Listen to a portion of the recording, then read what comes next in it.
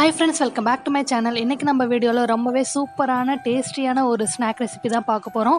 இந்த சீஸியான ஸ்நாக்கை உங்க வீட்டு குட்டீஸ்க்கு செஞ்சு கொடுத்து பாருங்க. ரொம்பவே என்ஜாய் பண்ணி சாப்பிடுவாங்க. அதுக்கு முன்னாடி நீங்க இப்பதான் என்னோட சேனலை ஃபர்ஸ்ட் டைம் பார்க்குறீங்கன்னா இப்போவே சேனலை சப்ஸ்கிரைப் பண்ணிடுங்க. கூடவே பக்கத்தில் இருக்க பெல் ஐக்கானையும் கிளிக் பண்ணிடுங்க. அப்பதான் நான் போடுற வீடியோஸ் எல்லாமே உங்களுக்கு நோட்டிஃபிகேஷனில் வரும். சரி வாங்க ஸ்நாக்ஸ் எப்படி செய்யறதுன்னு பார்க்கலாம். இன்னைக்கு நம்ம கிறிஸ்பியான சீஸ் வெஜ் பால்ஸ் செய்ய போறோம். அதுக்கு ஃபஸ்ட்டு நான் 3 சின்ன சைஸ் உருளைக்கிழங்கு வேக வச்சு இந்த மாதிரி நல்லா மசிச்சு எடுத்துருக்கேன். அப்புறம் 1/4 கப் வேக வச்ச ஸ்வீட் கார்ன் சேர்த்துக்கிறேன்.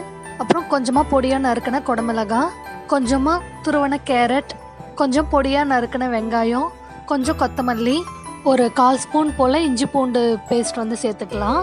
கொஞ்சமாக ரெட் சில்லி ஃப்ளேக்ஸ், அப்புறம் கொஞ்சம் பெப்பர். இது கூடவே நீங்கள் garam masala, red chilli powder, coriander powder வேண்டும்னா சேர்த்துக்கலாம். நான் இன்றைக்கி அதெல்லாம் எதுவுமே சேர்க்கல. அப்புறம் நான் சீஸ் துருவி வச்சுருக்கேன், ஒரு 1/4 கப் இருக்கும், அதையும் இதிலே சேர்த்துக்கலாம். ஃபைனலாக ஒரு 1/4 கப் போல் பிரெட் க்ரம்ஸ் இதில் சேர்த்துக்கலாம். ஃபைனலாக இதுக்கு தேவையான அளவு சால்ட் போட்டுட்டு எல்லாத்தையும் நல்லா கையாலேயே பிசைஞ்சு விட்டுக்கலாம். இதில் உங்களுக்கு ஏதாவது காய்கறி வேணாம் அப்படின்னா நீங்கள் ஸ்கிப் பண்ணிக்கலாம். இல்லை வேறு ஏதாவது காய்கறி சேர்க்கணும் அப்படின்னாலும் சேர்த்துக்கலாம். இது இப்படியே இருக்கட்டும். நம்ம அதுக்குள்ளே இந்த பால்ஸை டிப் பண்ணுறதுக்கு ஒரு சொல்யூஷன் ரெடி பண்ணிக்கலாம். அதுக்கு நான் இப்போ ஒரு பவுலில் ஒரு 4 ஸ்பூன் மைதா சேர்த்துருக்கேன். இதுக்கு தேவையான அளவு உப்பு சேர்த்துக்கிறேன்.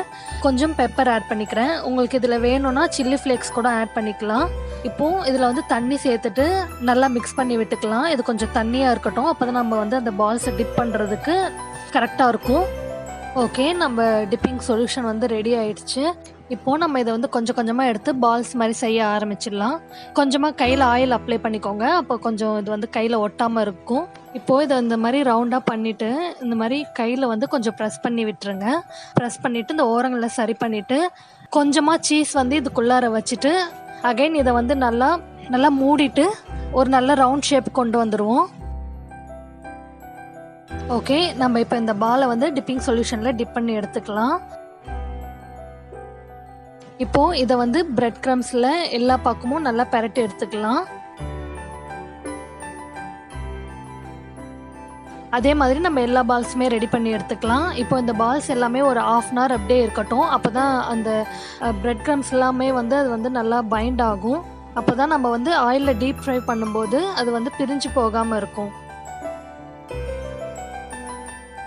இப்போ 1/2 hour ஆயிடுச்சு. ஆயில் ஹீட் பண்ணி வச்சுருக்கேன். இப்போ இந்த பால்ஸ் எல்லாமே இதில் டீப் ஃப்ரை பண்ணி எடுத்துக்கலாம்.